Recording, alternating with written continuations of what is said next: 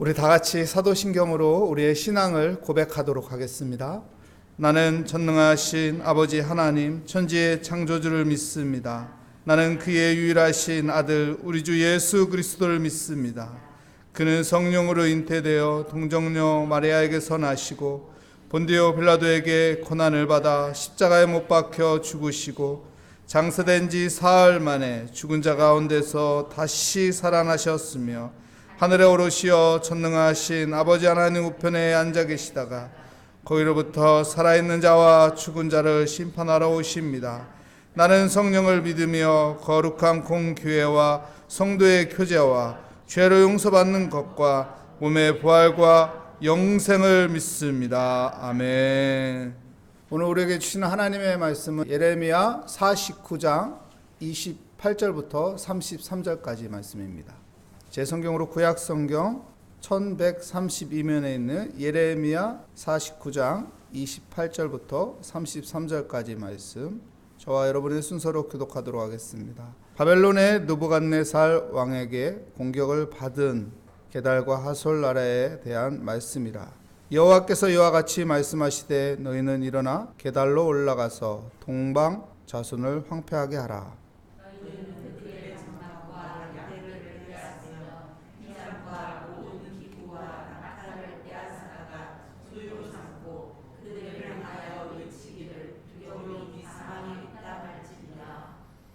여호와의 말씀이니라. 하솔 주민아 도망하라. 멀리 가서 깊은 곳에 살라. 이는 바벨론의 느부갓네살 왕이 너를 칠 몰약과 너를 칠 계책을 세웠음이라. 여호와의 말씀이니라. 너는 일어나 고요하고도 평안히 사는 백성 곧 성문이나 군병장이 없이 홀로 사는 국민을 치라. 그들의 낙타들을 노량물을 대겠고 그들의 많은 가축을 탈취를 당할 것이라. 내가 그 살적을 깎는 자들을 사면에 홀로 그 재난을 여러 곳에서 오게 하리라. 여호와의 말씀이니라.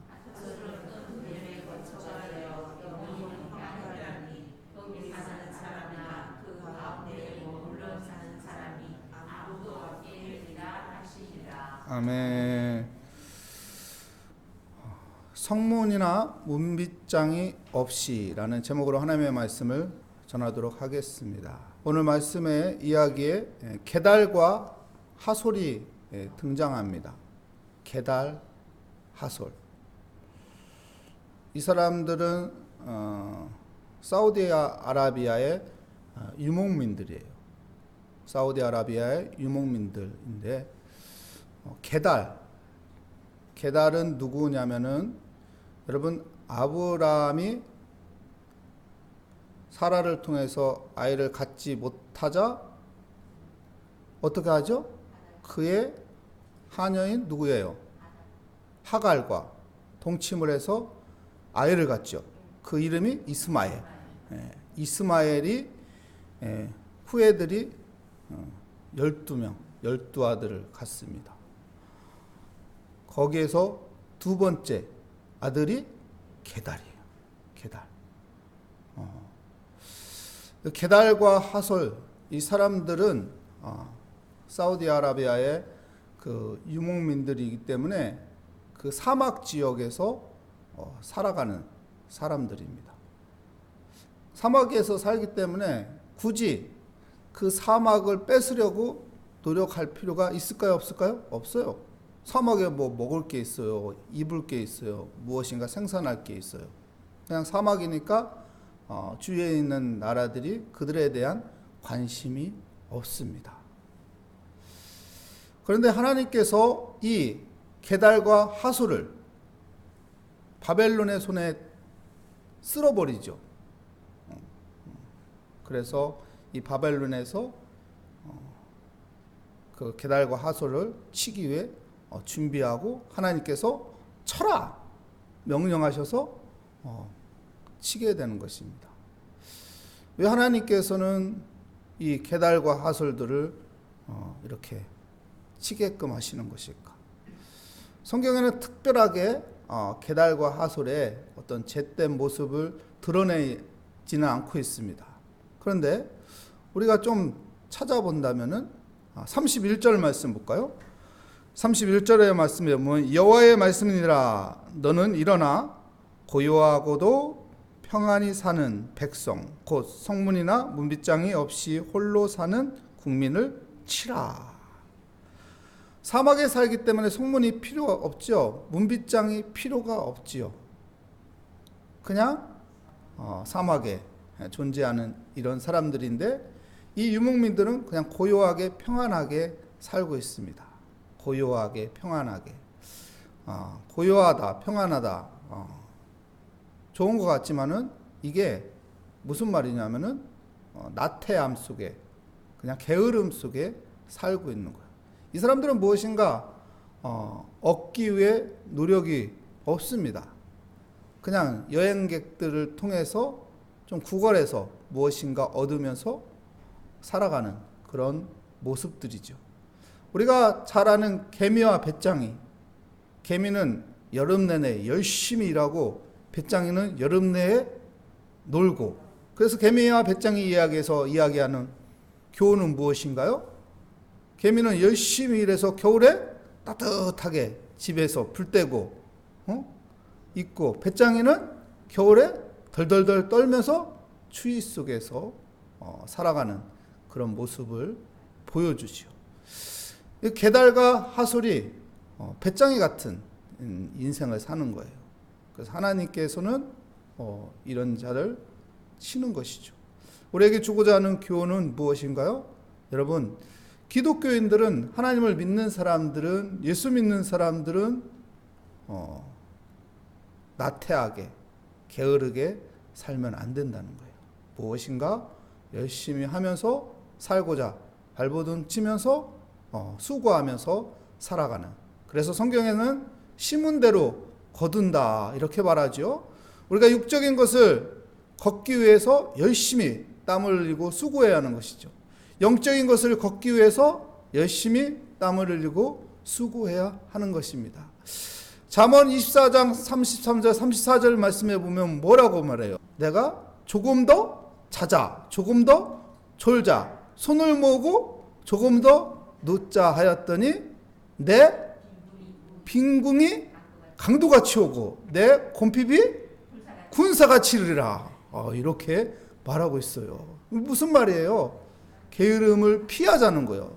게으른 자가 되지 말자는 거예요. 나태하게 살지 말자는 거예요. 성경은 우리에게 그래서 수고하라, 노력하라, 최선을 다하라 이렇게 말하고 있습니다. 육적인 것이나 영적인 것이나 우리가 성실히 살 때 하나님께서 그곳에 은혜를 베풀어 주시는 것입니다. 우리가 잘 아는 요셉, 그의 인생은 어떻게 보면 참 험난한 인생이죠. 노예로 팔려가고 종살이를 하고 감옥에 들어가고, 하지만 그의 특징은 하나님과 함께함으로 형통했다고 해요. 하나님과 함께하는 사람의 삶은 성실한 삶이에요. 요셉이 성실함을 보여주죠. 어디에 있든지 불평과 원망보다는 성실하게 살려고 노력하는 사람이었습니다. 하나님을 의지하며 하나님의 주신 그 꿈을 가지며 성실하게 살았어요. 좀 상황이 안 좋아져도 왜 내가 노예로 끌려가야지? 왜 내가 감옥에 있어야지? 불평과 원망으로 모든 것을 포기하고 나태하게 절망 가운데 낙심 가운데 살아가는 것이 아니라 하나님이 함께하는 사람은 성실하게 그 삶을 살아갔더니 하나님께서 풀어주시는 것이죠. 하나님께서 열어주시는 것이죠.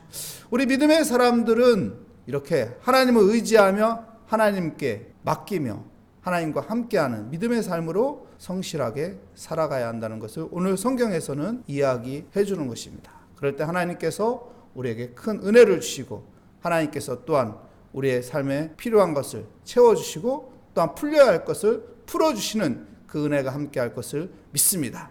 우리가 육적인 것을 최선을 다하며 영적인 것을 최선을 다하는 믿음의 사람이 되시기 바랍니다. 말씀과 기도와 찬양과 하나님을 섬기는 이 일에 최선을 다하여 하나님의 은혜 가운데 살아가는 복된 우리 모리아교회 가족이 되시기를 축복합니다.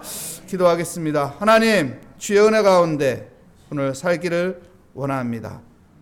하나님, 우리 믿음의 사람들은 하나님과 함께하는 성실한 믿음의 삶이 되게 하여 주시옵소서. 주께 감사드리며 예수 그리스도의 이름으로 기도합니다. 아멘.